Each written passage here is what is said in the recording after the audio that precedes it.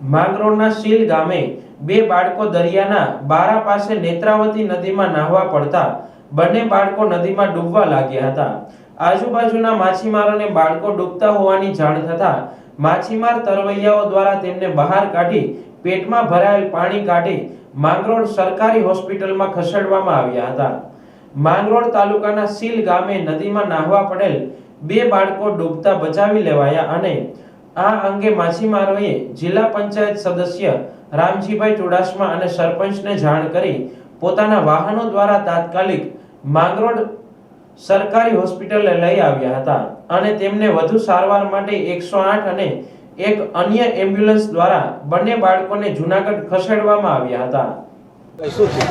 Cycle लेने गाम में से आया था नदी है यहाँ, तो नदी में बे छोकरा ऊंडा पानी में नावा गया ने एक छोकरो नजीक में तो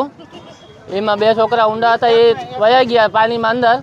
तो हमारा मछारा छोकरा जोई गया तो दौड़ीने यहाँ पहुँच्या तो ये लोग ने गाठिया बारोबार 1 कलाक વાર चक्कर फरी आव्या माथा पर राखीने मेहनत करी एमां थोड़ो पानीनो ओछो थयो तो तात्कालिक अमारी घरनी गाड़ी में लईने दवाखाने सरकारी होस्पिटल में लई आव्या।